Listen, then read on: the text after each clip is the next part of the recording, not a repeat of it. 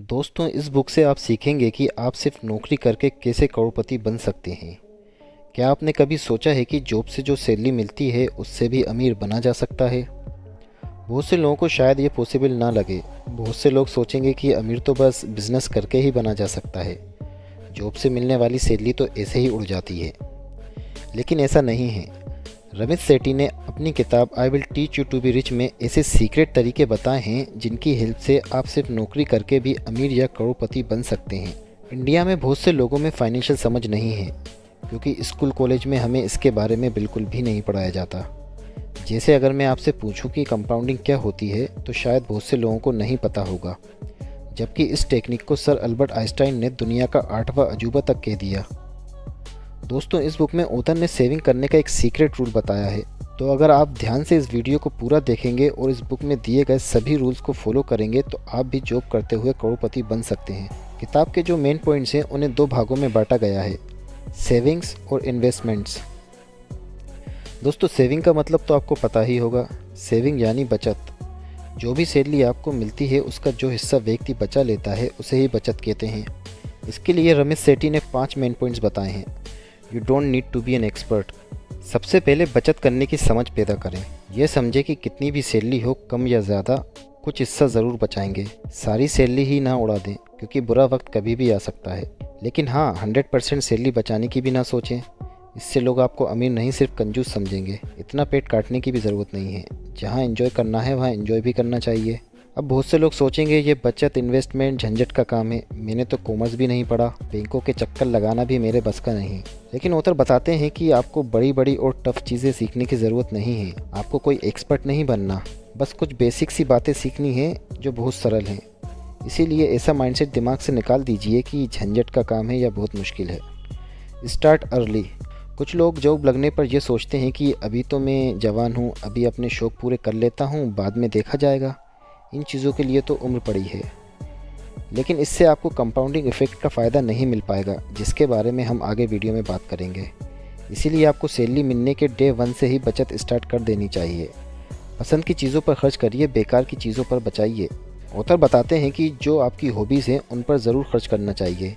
Save करने के लिए आपको कंजूस बनने की ज़रूरत नहीं है, लेकिन हाँ, आप फालतू के खर्च कम कर सकते हैं। जैसे जितने कपड़े ज़रूरी हों केवल उतने ही खरीदिए। ऐसा ना हो कि आपके क्लोसेट में 50% कपड़े ऐसे पड़े रहते हैं जिनका आप यूज़ ही ना करते हों।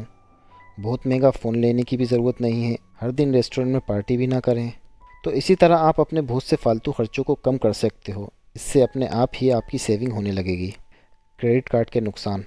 जॉब लगते ही बहुत से क्रेडिट कार्ड वाली कंपनियां आपके पीछे पड़ जाती हैं। तरह तरह के ऑफर्स आपको दिए जाते हैं। बहुत से लोग भर भर के कार्ड ले लेते हैं। जब आप शॉपिंग करते हैं तो सच में आपको ऑफ़र, डिस्काउंट और वाउचर्स इत्यादि मिलते हैं, लेकिन कभी आपने सोचा है कंपनी क्यों भर भर के इस तरह पैसा लुटाती है? इसमें उनका क्या फ़ायदा है? तो रमित उनके ट्रैप के बारे में बताते हैं जिसमें आप फंस सकते हो, लेकिन उनका गेम समझ जाओ तो आप नहीं फंसोगे। तो क्या है उनका ट्रैप? जब आप शॉपिंग करते हैं तो क्रेडिट कार्ड कंपनी एक तरह से आपको लोन देती है। ये लोन आपको लगभग 45 दिन में चुकाना होता है। बहुत सारे लोग ऐसा करना भूल जाते हैं। अगर लोन लेट चुकाया जाता है तो आपको भारी भरकम कंपनी को ब्याज देना पड़ सकता है। क्योंकि लोगों में फाइनेंशियल समझ नहीं होती, इसलिए उन्हें पता ही नहीं चलता कि उनके साथ क्या गेम चल रहा है। पढ़े लिखे तो फिर भी समझते हैं, लेकिन इंडिया में आपको पता ही है कि कितने लोग इन सब चीज़ों से अनजान हैं। ऐसे लोगों को ये कंपनी जमकर लूटती है।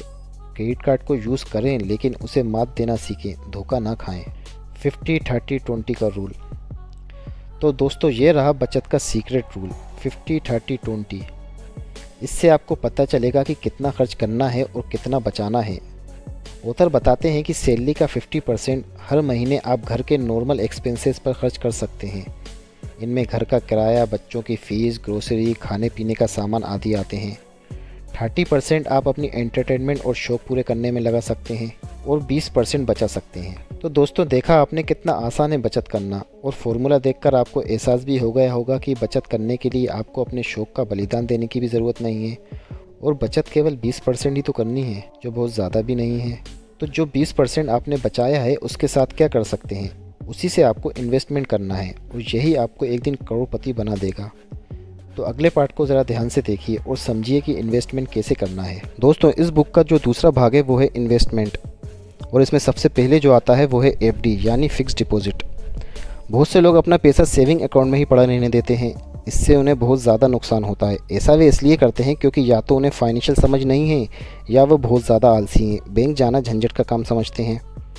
तो दोस्तों, अगर आप भी ऐसा करते हैं तो आज से ही जाग जाइए।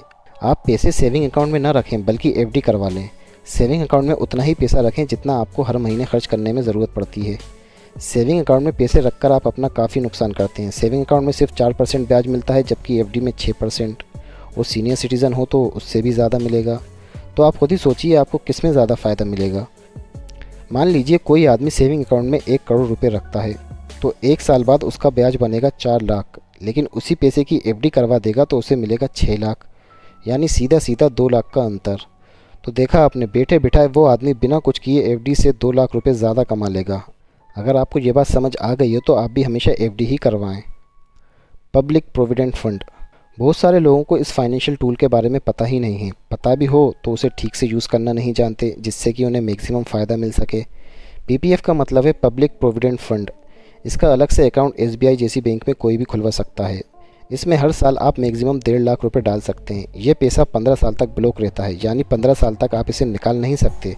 लेकिन यही फ़ायदे की बात है जो मैं आपको आगे बताऊंगा।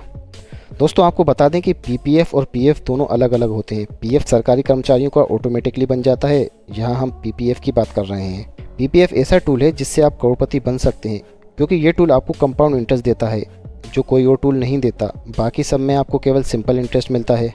दूसरा, ये आपको 10% से ज़्यादा ब्याज देता है, जो एफडी से बहुत ज़्यादा है और कहीं भी इतना ब्याज नहीं मिलता।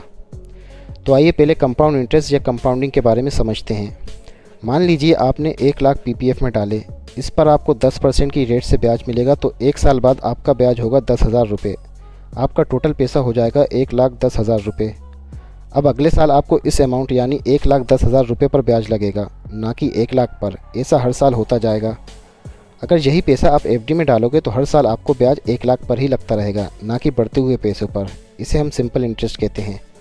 अब आप सोचेंगे फिर एफडी क्यों करानी, पीपीएफ ही करा लेते हैं। लेकिन जैसा पहले बताया, पीपीएफ में हर साल केवल आप 1.5 लाख रुपए ही डाल सकते हैं, इससे ऊपर नहीं डाल सकते। आप हर साल 1 अप्रैल को पीपीएफ अकाउंट में 1.5 लाख रुपए डालना स्टार्ट करें। ऐसा 15 साल तक करें।